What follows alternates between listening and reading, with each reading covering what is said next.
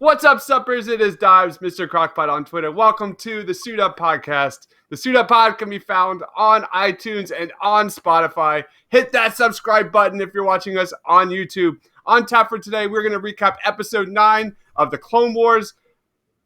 Ah! You guys ready to suit up? Let's do it. Do it. I am Iron Man. I find your lack of faith disturbing. I want you to remember the one man who beat you. The Force will be with you, always. A king's time as ruler rises and falls like the sun. I can do this all day. What's but a smile on that face? That's my secret, Captain. I'm always angry. Some men just want to watch the world burn. All right, guys, we are back. Joining us today is, of course, our co-host. You know him as Loretto, and follow him on Twitter at Marcellus Durden, part of Movies Matrix. Check them out at moviesmatrix.com. What's going on, Lo? How you doing, sir? Oh my God, I feel alive. I'm rejuvenated. Thank you, Dave Filoni and crew. Holy crap, I've been gushing about it all day, and I cannot wait to dig in. Wow.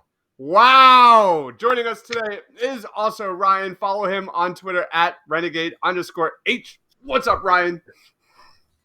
Great time to start my Friday, or to end my Friday pretty much. You know, we're all in quarantine. Got done with a 9-to-5 work schedule, immediately watched Clone Wars, and beautiful. Love it, man. I'm all yoded up here. Loretto just suited up. I don't know what the hell you're doing, Ryan. But anyway, today we're going to talk about the Clone Wars Episode 9. I don't know about you guys, man. Friday mornings are my favorite. I wake up at 4 a.m. Eastern time and write these reviews for thepainlines.com. My mind was so blown. This is the first, by the way, the best episode of the season. We're going to talk about all our favorite moments, our top takeaways, what's going to happen moving forward. But I woke up at 4 a.m.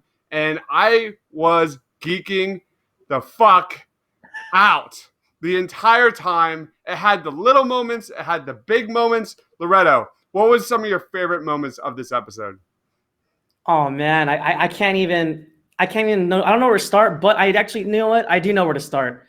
The very first second we see a Lucasfilm production in that beautiful grainy film quality, like, title card, I was like, oh, here we go.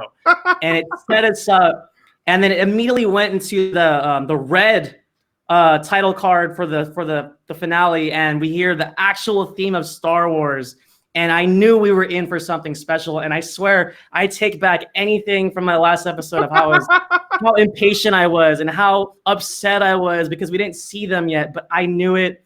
They were building up to this. And the very first shot of the space battle that we see, it's immediately evident that it's cinematic quality. Yeah. This next 4 episodes is going to play out like a film on itself. Yep. And I am 100% on board, man.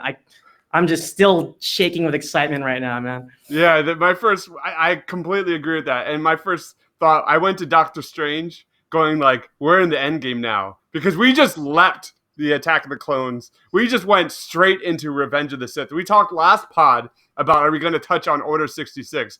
I think that's a big fucking hell yeah, man. We are moving forward. Ryan, what was some of your top takeaways? Favorite moments? We're going to talk about them all. Well, I think for me, right off the bat, it was seeing Obi and Anakin. I mean, we have not seen them for how many episodes now? Several. 3, 4? Yep. Several. So just seeing them and seeing the interaction between Anakin and Obi being like, you know, what are you doing here? I mean, this is easy. Do you want to go my route? Let's go my route. And then having, you know, his people underneath, and then at that final moment when he realized, oh, I see the person I need to take out. And like an entire football field force pull, that was unbelievable to me. And that was like a massive geek moment where I was really just like, yes, this is what we need. This is what it's going to start it off. Come on, let's do it. Yeah, I love, Loretto, how you touched on the music, man. Kudos to that John Williams, Kevin Kiner, just bringing the noise. Just gave me all the feels in this episode. I just love the music. My You know takeaway. what made me cheese was the Return of the Jedi music. Oh, The dun-dun, dun-dun. Like oh I my was just like, God. oh, this is perfect. Oh man, I love the small moments. My another favorite moment. I talked about it on my last pod. I wanted that Ahsoka Anakin moment, and I loved it. You could have shut that episode down after Ahsoka was granted, commander and given the army with Captain Rex and all that kind of stuff. You could have shut it down. It was going to be, a great episode. I love the little moments of Anakin giving Ahsoka the lightsaber. That was their. Is that? That's how I take it, Loretto. Is that their last moments together?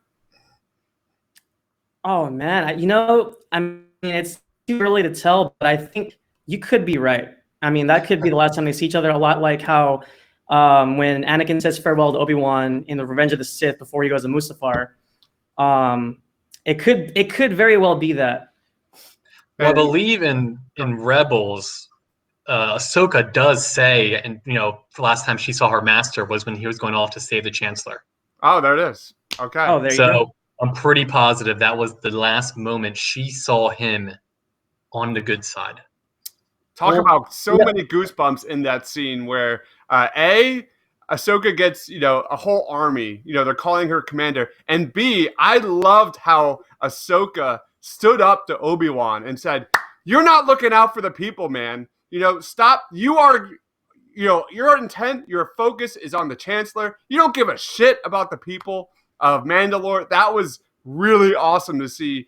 She's so independent. And Ryan, you crushed it in the text. You said Ahsoka Tano is the Rey that Disney wanted her to be. And shed some light on that, man. I mean, it's evident. I mean, you have someone where Disney tried to paint Rey as the benevolent, the future leader, what's the word I'm looking for? Compassionate, emotional. And going with the same guideline of the Clone Wars and Ahsoka's last arc, it kind of showed. Ahsoka was really moved by Rafa and oh crap, I forgot her name. What was her name? Trace. Trace. She was moved by them, and she understood their pain of what the Jedi did to them because they're so focused on their compartmentalized, ways of doing things that they can't see beyond that. And that's what Obi is. He's the old school way of we have structure. We have to go through the structure. And Ahsoka's coming in saying, I'm not dealing with that. That's not my end game. Loved it. Any follow-up with that, Loretto?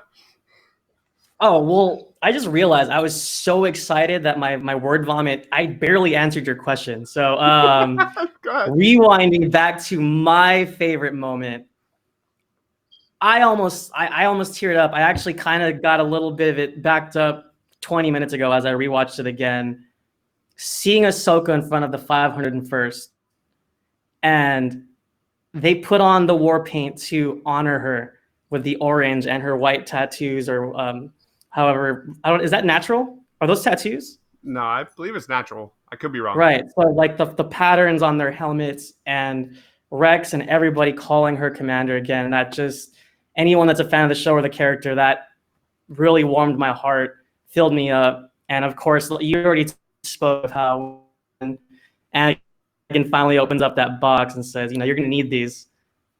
Such a wonderful, wonderful moment for anybody that's ever loved Star Wars, man. Just beautiful.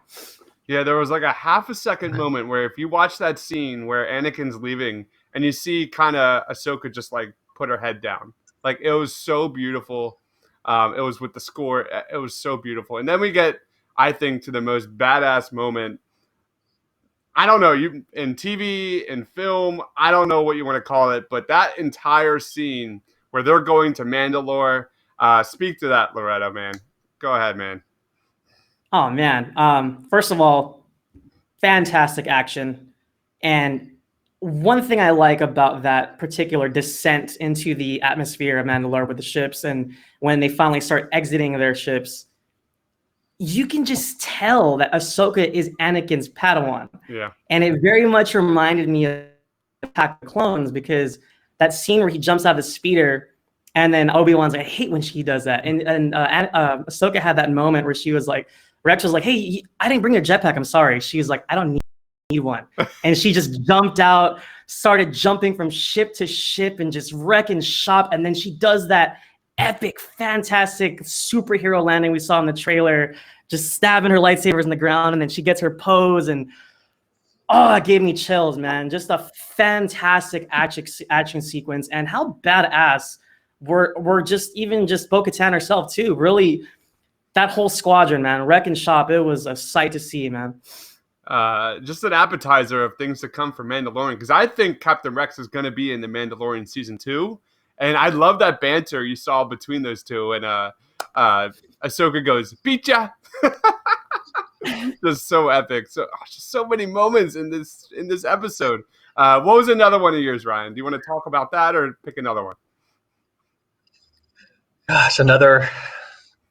Let me think here. I mean, obviously, Loretta nailed it with that jumping from ship to ship and just showing how powerful that she is.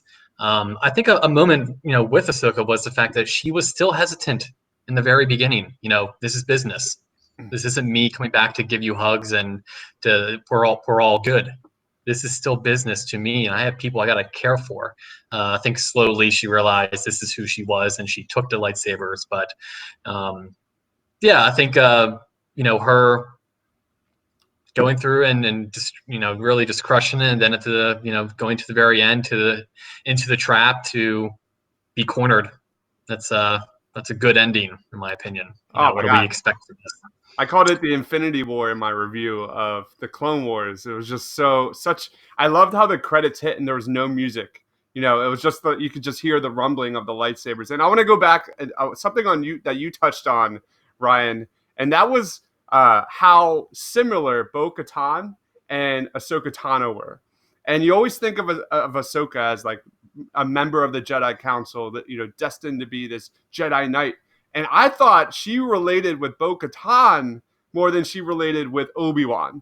And I thought that was a really interesting kind of segment in the beginning there, is that there's definite way more similarities for Ahsoka in Mandalore with the Mandalorians than actually with the Jedi Council. And that was just a clear distinction for me that, like Ahsoka, she's choosing the path of a Jedi Knight, but she's doing it on her own kind of manner, her own path, how she's going to make it. So she's kind of still finding herself, but she's got this like kind of dynamic of the best of both worlds. And I thought that was really interesting. Is that Bo-Katan, who got her moment? I mean, that was a really badass moment where a fight action scene there. But Ahsoka, man, she's just such her own. And I think that's such a win for Disney. And Ryan, we have had so many conversations about Ahsoka well before it was announced that Ahsoka is going to be in a live-action season 2 of The Mandalorian, and I just want more. I just want more. I want more Captain Rex and Ahsoka. I want more everything about Ahsoka. One of my favorite lines, and I love that you guys brought it up, especially how defiant she was of Obi-Wan. She said, "This is why the people have lost faith in the Jedi." And the same way that you're talking about how it was like an Infinity War endgame of sorts, it really tied in how she felt when she left in season 5. And I thought that was brilliant. And I also loved that, like you were saying, Ryan, I love that she didn't give Anakin a hug right away. He was like, "Oh, how are you?" She was like, "We have more important things to discuss. Like, just cut it off." I loved that it wasn't all rosy at first. And there was that scene where they walked away and Anakin was like, and he like sighed. I thought that was awesome because you could tell like he missed her. You could tell he wanted so much to just see how she's doing, but she was all business, like you said. And I thought that was a wonderful moment for them. Absolutely. Go ahead, Ryan. Going back to Bo-Katan and Ahsoka, there are parallels there. I mean, you look at Obi-Wan and Bo-Katan's sister and how they are the same type of person. Where that leader had said, "You'll never be your sister or fall in your sister's shoes." And, Bo-Katan was like, "You're right. I'm not my sister. Ahsoka's not Obi-Wan or, Anakin." So that's a big reason why maybe they gel, because they both understand they are kind of the same, they have the same strengths and they have the same goals inside of them. Yeah. So what else? We got a Sol Guerrera mention. I got to drink one for my man, Captain Vaughn. Sorry, buddy. Bit the dust. We'll miss you. We got a fulcrum mention. We got a fulcrum mention. That was pretty cool. But let's talk a little bit about Darth Maul, because that entrance of him, you just hear the footsteps and he walks through the fog and it's revealed. And I don't know. What did he say? It was something along the lines of like, you're not Kenobi. I was hoping for Kenobi. Who are you? Not the Jedi I want. You're not the Jedi I want. Loretto. And then he said, "Why are you here?" What? God damn it. Like, that gave me the most chills. I don't know about you, Loretto. Like, what do you expect from Darth Maul moving forward? What do you expect? Especially that sequence, just before I get into that, the whole episode, the cinematography was wonderful. And especially that sequence, it reminded me of Alien 3, the corridors, and then Ahsoka's looking left, looking right, the angle that they shot it from, and seeing the bodies of the clones. And then that one guy, what was his name? Captain Vaughn. That we cheered. Captain Vaughn. I'm sorry, Commander. His last words was super touching. And then, yeah, Maul coming out of the shadows, man, chills. And going forward, it's interesting. I think he's going to use Ahsoka as bait. Obviously, he wants Kenobi. And I think that's probably his best route. But what's interesting, too, is I'm kind of wondering how we're going to get to the fight. I'm not quite sure yet. There's a lot of like unknowns there. So, well, it's also possible that Dave Filoni did not show us everything, and even the last episode in the trailers that we've seen, like the final 4 episodes, and we've seen, Ahsoka and Maul. That could be the next episode. I have not seen the trailer. I'm in the dark. seen- I refuse to watch that last trailer that came out. All right, sorry. I haven't watched a single one. I've been trying to just kind of enjoy it as it comes out. So Can you even? I'm All already- right, get ready then. All right. Can you even cover these ears? I don't even know if that's like literal You can. talk. These ears are huge. All right. How would you grade the episode, Loretto? What would you give it out of 10? 10 out of 10. Best episode of the season, and honestly, one of the best episodes ever. It was just the quality of animation, the emotions that were conveyed in the short period of time, and the epicness of the buildup for this grand finale that we're going to see. I'm just loving it. How about you, Ryan? Yeah, I'm a critic. I'm a critic, and Yeah. that was damn good. I gotta give it. I don't know if there's a perfect episode, so I'll go 9.5. How about that? All right. What would I give it? A 10! A fucking 10! 100% 10. That was a masterpiece of cinematography, like Loretto said. John Williams' score running in and out of that. The action scenes, the little moments with Anakin, how it moved the Clone Wars forward with Revenge of the Sith. Order 66, absolutely on the table. Just so many awesome moments. There's just so many moments. So make sure you Hold on. Order 66 is definitely on the table, because when you hear them go, we've dispatched Jedis to different locations throughout the galaxy. Going back to when Order 66 was executed in the episode, what is that, 4, 5? Yeah. I forget which one. Or 2. That, hey, those were all on different planets, and it's definitely coming. The only negative of this episode is it should have been the first episode of the second arc. You could have easily just copy-pasted this for the second and just said, oh, Ahsoka's with Bo-Katan now. And then we would have filled that in later or something. But just looking at the structure of this season, though, especially comparing it to the very first Clone Wars film that predated the series, that was practically 4 episodes, like pasted together into a feature film. And that's the feeling I'm getting right now. And then when you break it down that way, the Bad Batch itself was like a film in itself. The Martez sisters arc, however people wanted to feel about it, that was kind of like that middle film. And now we're into the ending, and it's like it was very equal in terms of like 4 episodes. So it structurally it makes sense. And maybe it took too long to get to where we wanted to be, but I'm happy now. So. Yeah. All right, guys. Thank you so much for watching. Make sure you follow Loretto on Twitter at Marcellus Durden, part of Movies Matrix. Check out moviesmatrix.com. And for Ryan, follow him on Twitter at renegade_H. For Loretto, for Ryan, for myself, thanks for watching, guys. Stay awesome. I am Iron Man. I find your lack of faith disturbing. I want you to remember the one man who beat you. The Force will be with you. Always. A king's time as ruler rises and falls like the sun. I do this all day. What's but a smile on that face? That's my secret, Captain. I'm always angry. Some men just want to watch the world burn.